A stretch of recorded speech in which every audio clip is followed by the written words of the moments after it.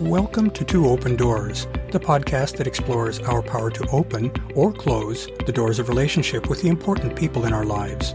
We hope you'll learn from and share your wisdom with our community. Thanks for joining us.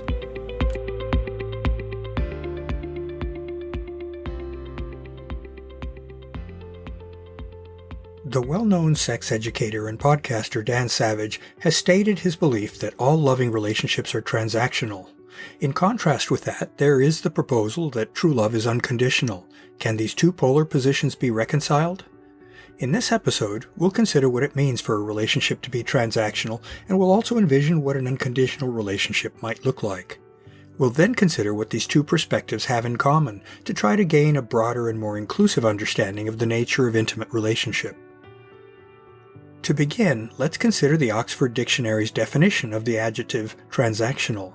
First is relating to conducting of business, especially buying or selling, and two is relating to exchange or interaction between people. It seems that the essence of a transaction is that it involves an exchange, a quid pro quo between two parties. In the course of that exchange process, gains and costs are determined and balanced, presumably such that both parties are satisfied with the results of the exchange. Transactions are clearly the foundation of commerce, but are they also fundamental to relationship? At some level, that's likely to be the case. When two people interact in a relationship, each has desires and goals that they'd like to satisfy. In harmonious and equitable relationship, both partners feel that they're getting something that they value from the other person in exchange for what they themselves contribute to the relationship. Without at least a rough long-term balance in the perceived benefits to both partners, the relationship is likely to eventually prove unsatisfying to one or both partners. The benefits of relationship can include companionship, physical and emotional support, interesting conversation, physical intimacy, and many other things. Each partner in an intimate relationship has a mix of these potential benefits as their relationship goals. In addition to having mutually pleasing personalities, the participants in a compatible relationship are able to satisfy each other's relationship goals, at least to a large extent. At the other end of the spectrum of earned versus freely given love lies the notion of unconditional love.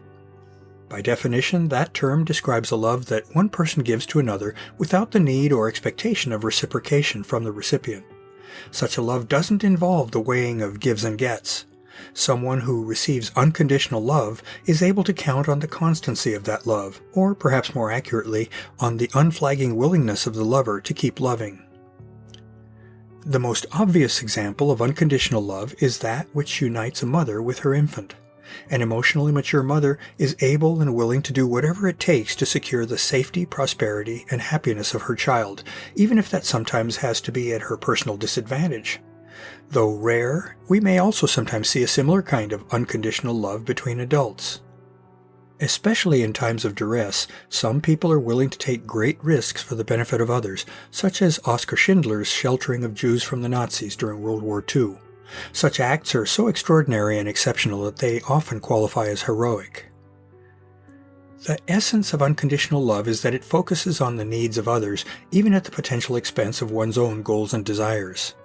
Unconditional love isn't truly selfless, though, because it undoubtedly does benefit the giver, even if only in as abstract a way as satisfying what the giver believes is right and necessary.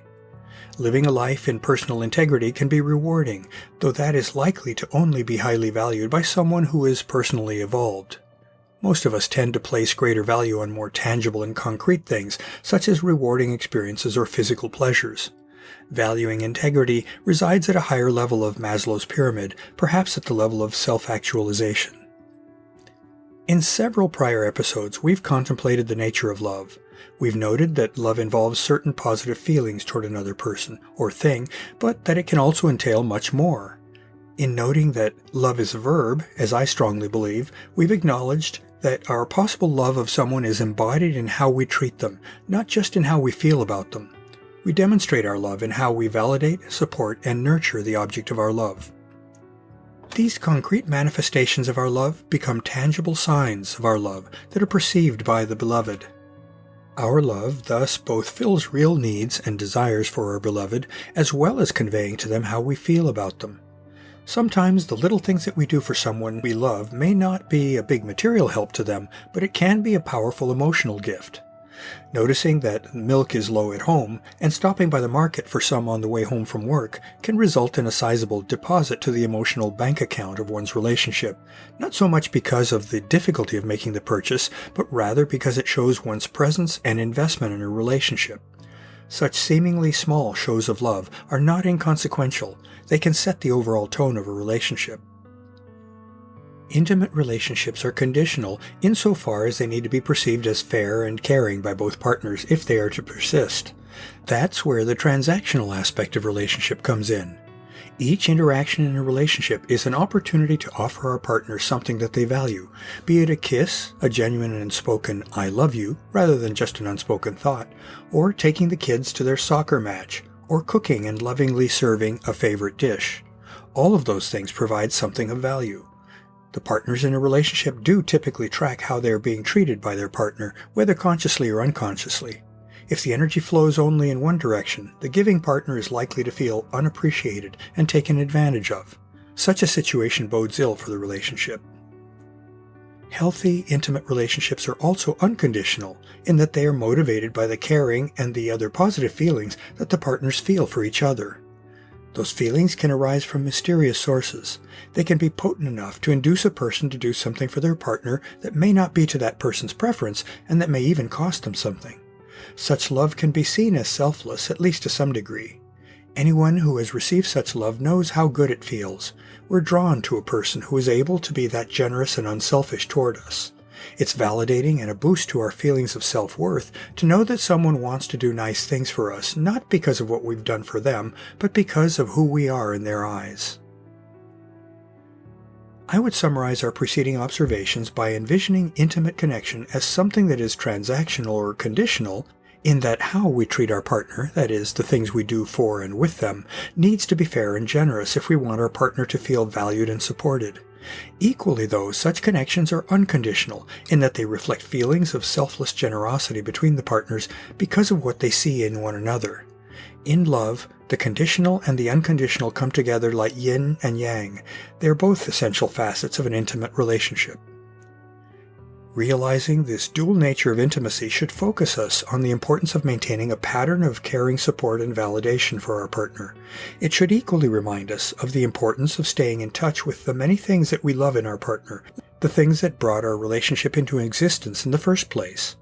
It's those feelings that motivate our actions toward our partner, and it's those feelings that keep the coals of our relationship glowing. Intimate relationship is a precious gift, and it's good to recognize our good fortune in enjoying such a connection.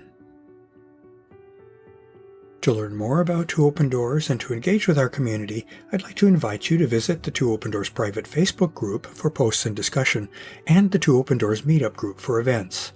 I also invite you to contact me directly by writing to me at Claude, C-L-A-U-D-E, at twoopendoors.com. I'd love to hear from you, and I'll use your inputs to guide my work on future blog posts and podcast episodes. Thanks for visiting Two Open Doors.